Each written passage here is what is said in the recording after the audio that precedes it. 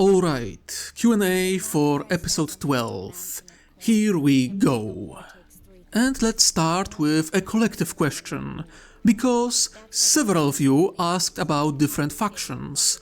Votann, Orcs, Eldar, where they are, when they will show up, their role in the story, and so on. My answer to all those questions is patience, my friends.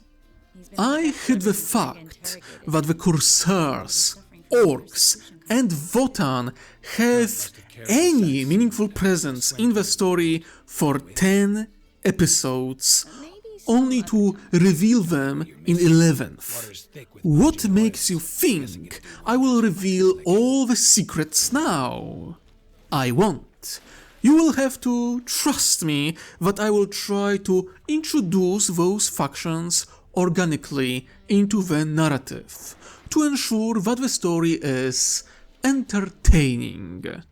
A similar question was asked by Bryce Bodine7535. Q&A, I do not know if you say this already, but what factions are we not going to see from Warhammer universe? This one I can answer. At the moment, there are 3 factions I 100% do not want to introduce in the series. 1. Necrons, because they are too overpowered. Even a small outpost or dynasty would cause too much of disruption to the galaxy. The smallest piece of technology that gets successfully reverse engineered would shake the setting too much. Which isn't my goal with this narrative. Too much of a headache, not worth it. Like, as you probably know, the narrative, the core of the narrative is like the political intrigue, the drama, the manipulation, the schemes. My story is, slower, more slow burn than bombastic explosions and so forth, although with Battle of Furious.net you got that as well. The Necrons, there is a story to be told with a Necron Star Wars crossover, probably focused around the treatment of artificial life. But this simply isn't the story I'm telling here. I can't introduce the Necrons without also taking away from the diplomatic intrigue and diplomatic plays of the Tau. Or at least I do not feel confident that I could achieve something like that. Alright, second faction, Chaos. Chaos gods, their corruption, and so forth, didn't get displaced into the new galaxy for very simple reason. They would screw with the core of the Star Wars setting too much. With the Sith, with the Jedi, with just normal people of this galaxy. The Star Wars galaxy isn't prepared to deal with the sickness that is Chaos corruption. It's like smallpox to the Indians, like they would die en masse. Or hell, maybe the Force or the Ones, the gods of the Force, would somehow defeat or force Chaos to calm down or be reduced in power. I don't know. It's just too much of a headache, too much of a mess they would introduce into the narrative. And I'm saying that not from my own experience, but from what I saw in Star Wars vs Warhammer 40k by a fan with too much time. As most of you probably know already, Star Wars vs Warhammer 40k was the inspiration for the series, and a fan with too much time also is one of the reasons why I started my channel. But then again, I don't agree with a lot of things he did with his narrative and how he introduced some factions. I saw how he introduced Forces of Chaos, and in my opinion, it was a mess. And entertaining, at least initially, Mess, but still a mess. As the name suggests, chaos is chaotic. Also, with now that you know that the Tau and the Eldar play important role in the narrative, it's more interesting when the chaos isn't present. Because for the Tau are as close to immunity to the chaos corruption as you can get without being a blank. Their souls are so weak, so minuscule, that chaos corruption basically ignores them. The Eldar, on the other hand, there is far greater and interesting narrative potential, with Eldar being, free of the presence of the Shihu First of Slanesh, rather than with them still being extremely limited.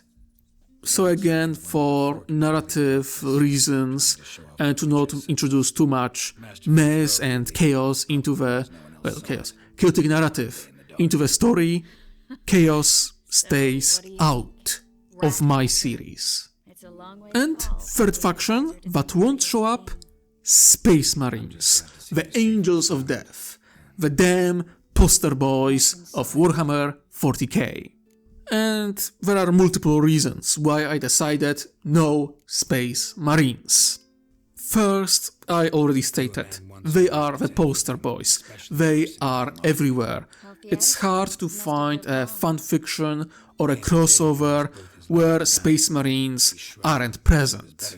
In my opinion, they get more than enough screen time, and I won't use them.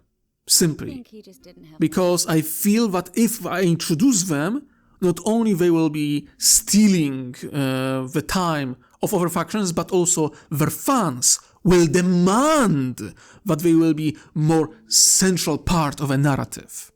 And again, my narrative, diplomatic intrigue, schemes, plays in the background, in the shadows. Space Marines don't do that shit. They do not fit my vision of this more subtle narrative. So no way. Next, a fan with too much time, again in his series, uses Space Marines a lot. And my work is inspired by his series, but it's not a copy. That's why I do not want to, introduce Space Marines. If you want to see Space Marines, watch his series. It's quite fun, at least early chapters. He already nicely presented the influence and presence of Space Marines in the narrative and on the battlefield. And I don't want to copy him, I don't want to be called a hack or something even more, idiotic, whatever the hell you call people who get inspired by works of others these days. But yeah, the reasons why Space Marines won't show up. First, they get more than enough screen time. Two, a fan with too much time used them already, and they are important and integral part of his narrative, of his series. And third, Space Marines do not fit my narrative and my plans at all. And I was considering like Death Watch, like inquisitorial mission that was lost or some other shit. No, it simply doesn't work. Like, I can feel it in my bones that even if one Space Marine will show up, every single Space Marine fanboy will be demand that they be the main hero, the center of a narrative, and they will crucify me if I kill the damn bastard. So yeah, I don't want to deal with that shit. No, Space Marines are not going to show up. Okay, next question. From Gordo Zinho. Q&A, what are the Corsairs taking? What is their wealth worth to them specifically? Okay, I see the problem here. I'm sorry to tell you, my friend, but you don't have all the information. It's a misconception that Eldar Corsairs work only with craft worlds or trade only with other Eldar. That's bullshit. Completely not true. Remember what they are. It's in their name. They are Corsairs. They are pirates. They are raiders. And what do pirates and raiders and Corsairs do? They work and trade with other Corsairs and pirates, including those of not of their own species. In 40k, there are more than a few regions of space where rogue elements of different factions meet, trade, discuss, make alliances, create rivalries, and so forth, and so on, yeah? In this case, Corsairs took everything of value because, well, they will need to have something of value to trade in this new galaxy. There are other pirates, there are other Corsairs, there are other raiders, criminal organizations, rogue elements, and states that will be willing to make deals with them. Remember that rogue traders many times work with Corsairs, Imperial Navy, the Tau. There are many factions that work and make deals with Corsairs. So in this case, Corsairs take everything of value, of what they at least recognize as valuable, in order to begin to build their wealth and possible, future position in this new galaxy. And if you are now asking, well, if they are building their reputation and wealth and they are planning to work with other people, why in the short I've made, there is a scene of a pirate who tries to make a deal with Eldar getting blown up? Well, the reason is very simple. The words he used pissed the Eldar Corsair. That's it. He simply irritated him enough that the Eldar decided to simply kill him. They deemed he wasn't worth their time, so they just ended his existence. So, yeah, that's it. They steal this wealth, this cargo, for the sake of stealing, for the sake of booty, because that's what they do. Sooner or later, they will have to buy supplies, buy information, maybe even purchase services of other rogue elements. They will have to pay them in something, yeah? Not goodwill or cute Eldar GFs, as much as some of the pirates would probably like that. But yeah, anyway. The next question from Mr. Kratos90. Okay, Mr. Kratos, good to see you again. Q&A. Were there any Galg mercenaries and freedom fighters, all not Tau aligned, displays in the Star Wars galaxy with the Commonwealth? And if yes, how would the Star Wars galaxy react from the possible rumor of our homeworld being forcibly integrated, conquered by the Tau? And someone is reading lore. Very well, very well. There might be. I will not say if there are, for the sake of, narrative and secrets. But let's say that there are, for the sake of argument. Do you really think anyone would care?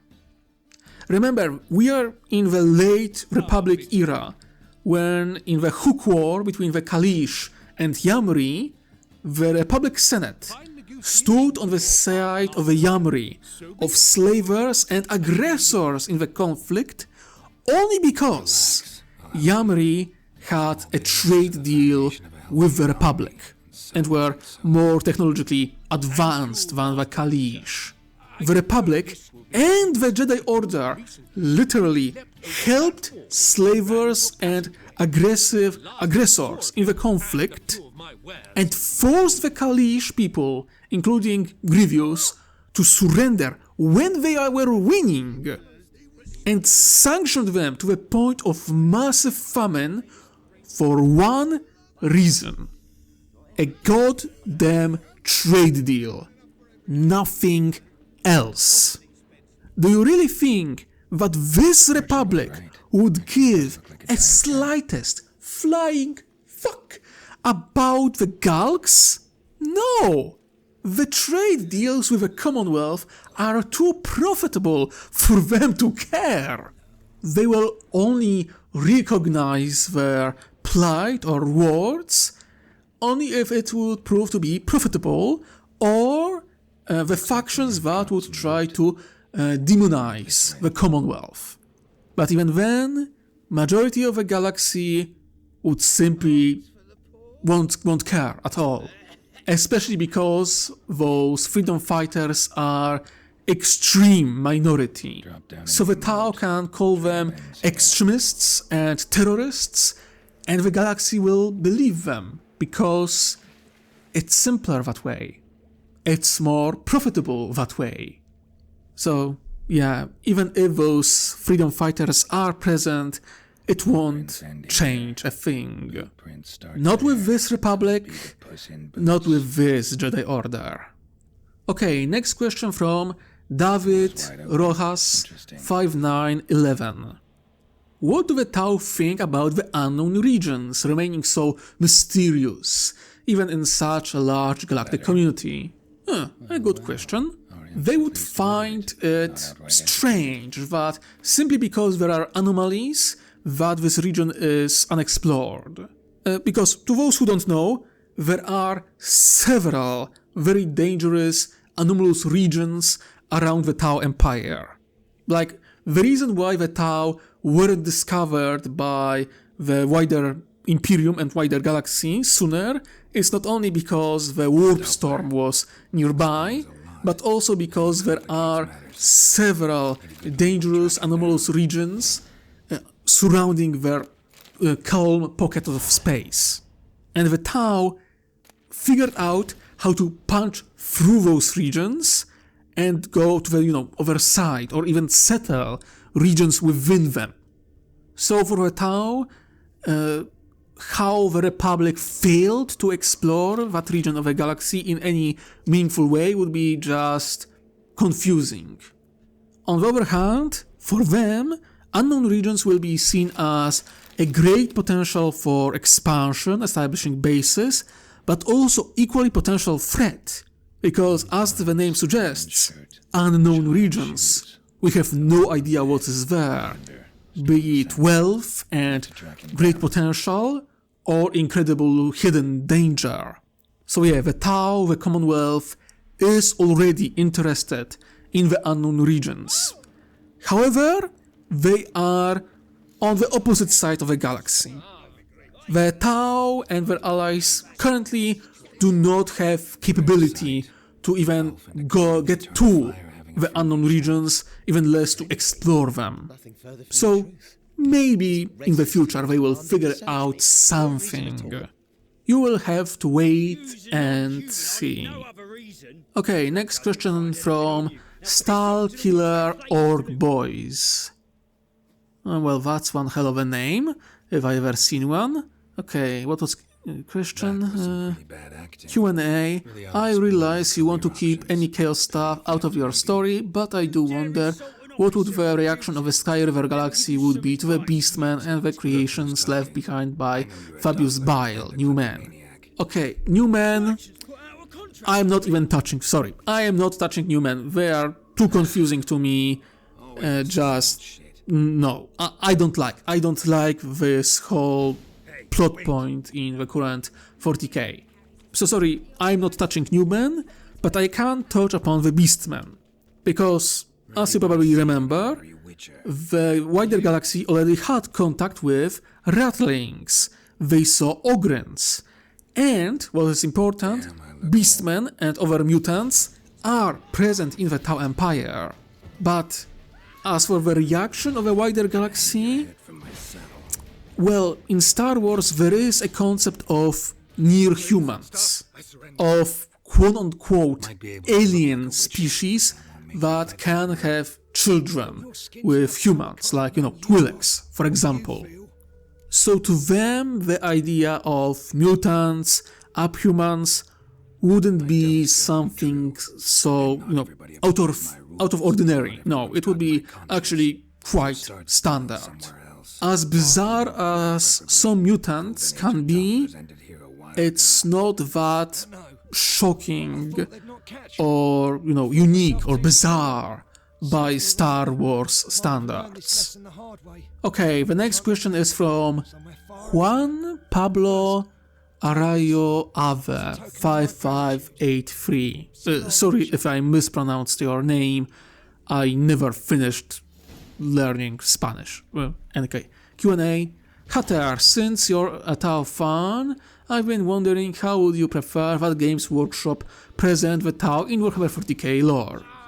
I laid everything down in the Make Them Better video and the Tau Empire Reimagined series. So if you want to know my opinion how the Tau should be rewritten, reimagined, and so forth, go to those two videos. The Tau could have been so much more if they just let them be more. Okay, next question from House Dark Steed. Well, hello, Steed, good to see you. Exactly how big of a brick are the Jedi and Sith going to shit when they find out just what the Imperium warp drive is and does? I mean, a magic key into a very okay. A fun question, but without singular answer, because the reaction of the Jedi and the Sith would be completely different. For the Jedi, Force is sacred. Yeah? It's the power that goes through all living things and links the universe together, right? We all know the quote from Obi-Wan. So, ripping a hole in reality to enter reality of a Force would be seen as blasphemy, as abuse, and so forth. That would be seen as something evil. However, the Darksiders, the Sith, they are all about using Force as a tool, as abusing it for their own ends. So the Sith would actually enjoy warp drive, because warp drive is like expression of their own ideology. Of course, there would be significant amount of shock about that, they managed to actually do it, enter the realm of Force while being alive, so that would be shocking, but overall, two completely different reactions. Anger from the Jedi and excitement from the Sith. Okay, the next question from Predator4183. How difficult it is to kill an Eldar in Star Wars Galaxy, taking how overpowered they are without Slaanesh, but supposing they aren't invisible for narrative reasons. Well, you basically said it yourself. The potential of Eldar is no longer blocked by Slaanesh, but it is... no, maybe not blocked, but stalled or maybe controlled by their culture and understanding of what happened the last time they let loose completely with their emotions and powers. It's kinda ironic, but just like the orcs devolved due to lack of true enemies, the Eldar themselves also became weaker because of the fall and the birth of She-Who Firsts. We all know that the pre-fall Eldar were extremely OP, and that there are singular individuals in the 41st and 42nd millennium that approach that level of power despite the presence of Slaanesh and Chaos corruption. So even with Chaos not being present, it doesn't mean that that all Eldar are now pre-fall Eldar. No, not even close. There is a matter of culture that focuses on, self-control and control over powers. There is influence of history, but they know what happened last time, when they weren't controlling themselves. And third, the most powerful of them are aware that there are other threats in this galaxy. Even if they don't know them by name, they are aware that there are dark gods, if you can call them that, in this galaxy. And, the Eldar population was already minuscule in the 40k galaxy. And here, a fraction of that minuscule population was transported to Star Wars galaxy. So their numbers are even more minuscule, even more limited, and so they will be careful to make sure that, they won't go extinct in this galaxy. As to how difficult it is to kill an Eldar, think Jedi. There are Jedi that are easier to kill and those who are extremely difficult to kill. All your force or psychic abilities won't stop 500 plasma bolts going straight for you. So sure, the Eldar are more powerful, but they are not invincible. Not even close. I will be balancing it out with narrative and so forth, but I want to give, the Eldar proper presence, with them being free of Slanesh, but also I don't want them to be, invincible. The main reason why they totally bodied the Trade Federation in the last episode wasn't because, the Eldar are free of Slanesh. No. The main reason is this is still Trade Federation. This isn't, CIS, the Confederacy of Independent Systems. Those Lucrehulks were still cargo ships, not battleships. Their crews were merchants, not admirals and great commanders. They got totally bodied because not only they have no idea what Eldar are, what their capabilities are, but also because none of them had any real experience in dealing with real threat. As the captain of Trade Federation said, that the most dangerous thing he was dealing with was occasional pirate, not even a warlord. So don't worry, my friend. The Eldar are difficult to kill. They always were. It just, in contrast to this galaxy, they are more dangerous than in the previous one. Okay, next question from Jason Ang 2101. How will a power sword and a lightsaber interact with each other? Will they impact against one another or just pass through one another? Just confirming for everyone how they interact. Okay, I am not going to lie. I was so very tempted to make them just go through each other. Oh, that would be hilarious. Just blade on blade, moments of tension where they just pass through each other and the duelists kill one another in single blow at the same time. But that would be funny only once. But in the long run it would prove problematic. I would need to, go on without duels. And that would be a crime because duels are full of tensions, full of action. We don't know who will win, what wounds they will suffer.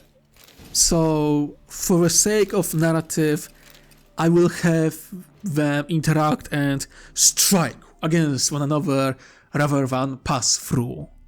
I just can't give up scenes of duels in my series.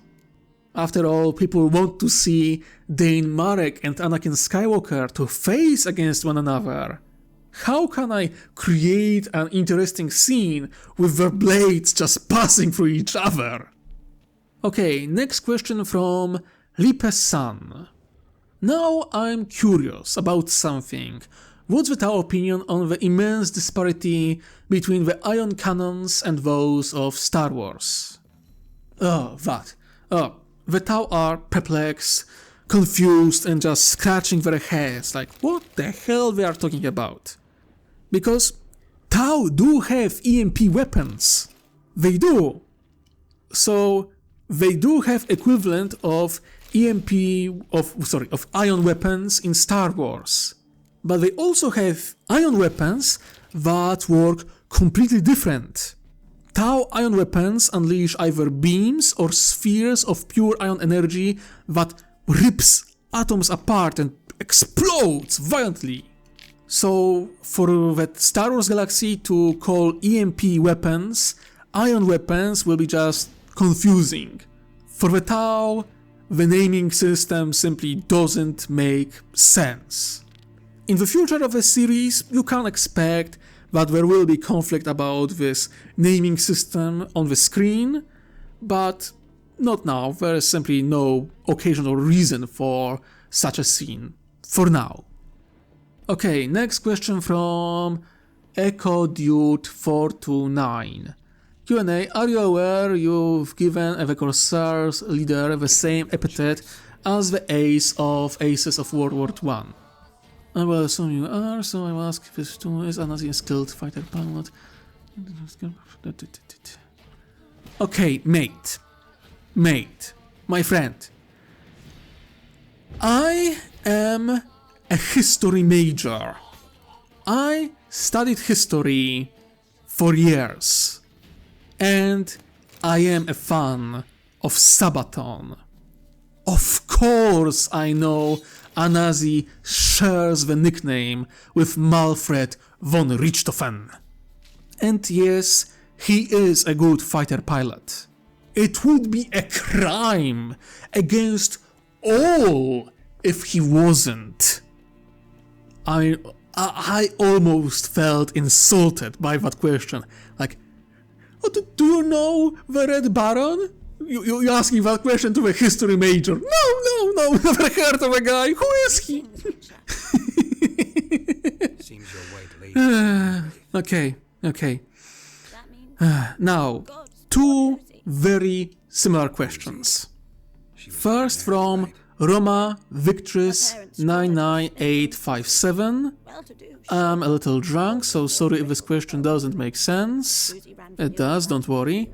But question, what would the Star Wars people and their militaries think of the sheer might of Adeptus Astartes? And second question from Glorian. How would the militaries of Star Wars feel about the Imperial Guard?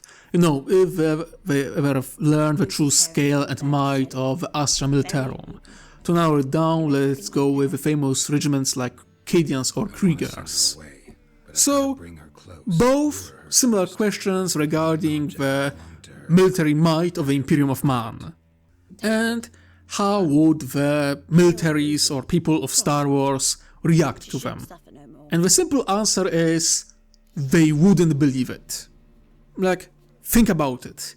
Even Tau, after centuries, well, what I'm talking about, not even centuries, almost half a millennium of fighting against the Imperium of Man, they can't fully appreciate the scale and the might of both the Imperial Guard and the Adeptus Astartes.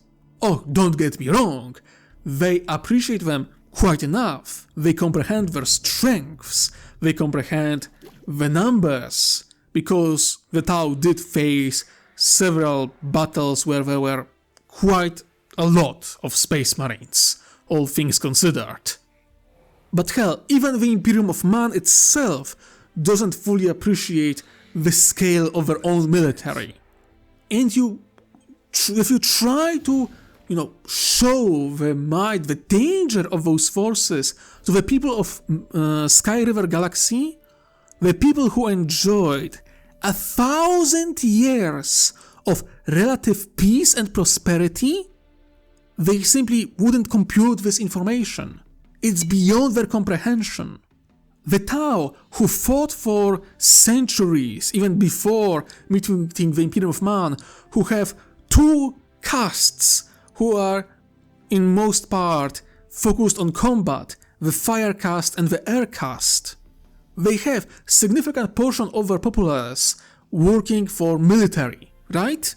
So in their culture they can appreciate, the scale of military of the Imperium of Man, at least in part. But for the people of Star Wars Galaxy, just imagine the endless ocean of planets like Mandalore, and with culture of bloodthirsty warriors, of Mandalorians, like in the Old Republic, or even more bloodthirsty in case of majority of Space Marines and not insignificant part of Imperial Guard regiments, including Kriegers. That's beyond their comprehension. Especially because those are humans. Those aren't some bloodthirsty, built for war species. No, those are humans. Humans exist in Star Wars Galaxy, and they don't act this way. Most people would think the tales told by the Tau would be lies or propaganda or just, fiction. The myths. There's no way militaries like that or the Imperium like that could exist. No way in hell. Only extremely limited number of people with open and creative mind could fully appreciate, or at least as close to appreciation as you could get, the Guard and the Astartes both. But that's a very short list. Okay, last question from GGE8N3W. If you were to pick a theme song for the series, what would it be? Just below the trip to okay. Damn good question. I think it would have to be a fusion of 2 or more soundtracks. The first part would have to be something from Star Wars. Probably something like Andor. I like Andor with their music, with the themes, and more closely to my story that is more subtle, more slow burn, so Andor and their music would fit nicely. But I am also a very big fan, or I was, of Red Alert 3 and the theme of the Empire of the Rising Sun, both the OG and from the Uprising DLC. That is such a good music! Maybe in the future, if budget allows, I will commission some artists, some musician to create a soundtrack, especially dedicated to this series specifically. But such thing will be for the future. Anyway, I think I spoke for long enough. I picked far more questions than usually and talked for much longer than usually as well. So I won't bore you any longer. I hope you enjoyed this longer than usual Q&A session and that you like my answers. Like, subscribe, all that jazz, and of course, stay tuned and stay safe out there.